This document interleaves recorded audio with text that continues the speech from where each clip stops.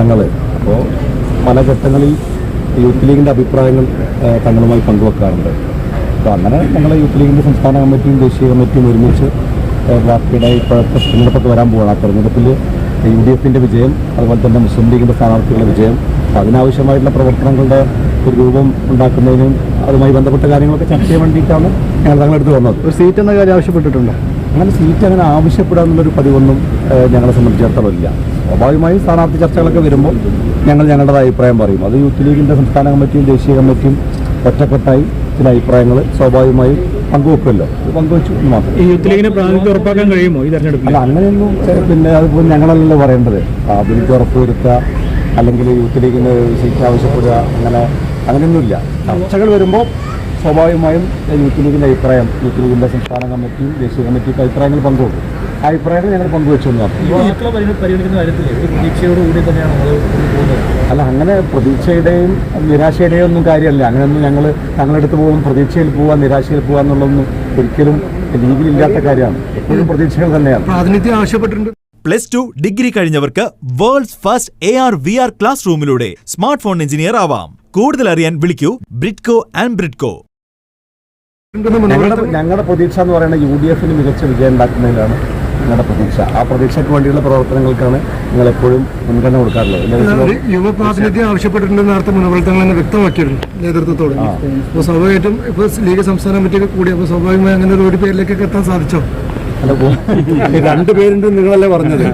ഞങ്ങൾക്ക് അങ്ങനെ 2 or 3 പേരുണ്ട് ഞങ്ങളാരും പറഞ്ഞിട്ടില്ലല്ലോ. ഞങ്ങളതുകൊണ്ട് നിങ്ങൾ പറഞ്ഞ ദേശീയ കമ്മിറ്റിക്ക് ഒരു അഭിപ്രായം, സംസ്ഥാന കമ്മിറ്റിക്ക് ഒരു പേര്, ഞങ്ങൾ ഒറ്റ അഭിപ്രായമായിട്ടാണ് ഇപ്പോൾ ഞങ്ങൾ ലീഡർഷിപ്പിനെ കാണുന്നത്. ഒരു പോസിറ്റീവായ തീരുമാനം ഉണ്ടാവും യൂത്ത് ലീഗ് ആവശ്യപ്പെട്ടത് പ്രകാരം. അത് ചർച്ചയിലൂടെ വരും. അഭിപ്രായങ്ങൾ കേൾക്കുമല്ലോ. പാർട്ടി യൂത്ത് ലീഗിന്റെ അഭിപ്രായം മാത്രമല്ലല്ലോ കേൾക്കുക.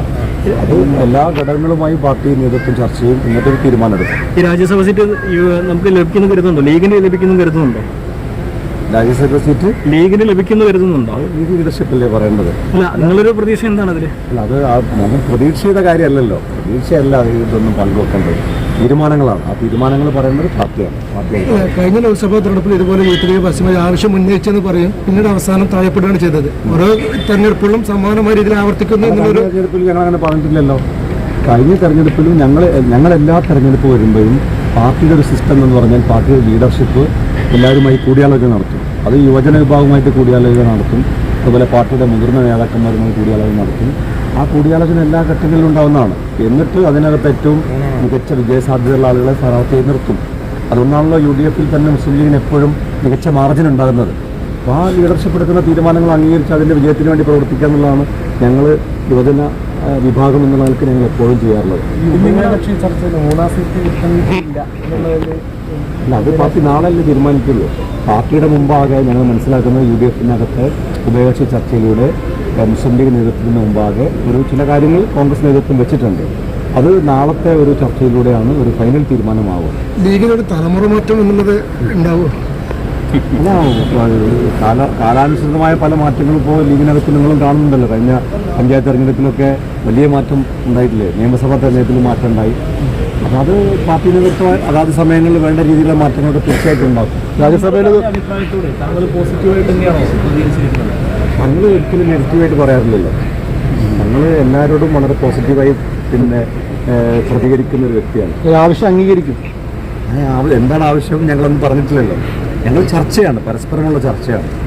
പാർട്ടി നേതൃത്വം ഞങ്ങൾ മുമ്പാകെ ഞങ്ങളുടെ ആവശ്യം 21 ലക്ഷത്തോളം സന്തുഷ്ടരായ ഉപഭോക്താക്കളും 2 ലക്ഷത്തോളം തിമിര ശസ്ത്രക്രിയകളും പൂർത്തിയാക്കിയ മലബാറിലെ ഏക കണ്ണാശുപത്രി Al Salama eye hospital road, Perinthalmanna.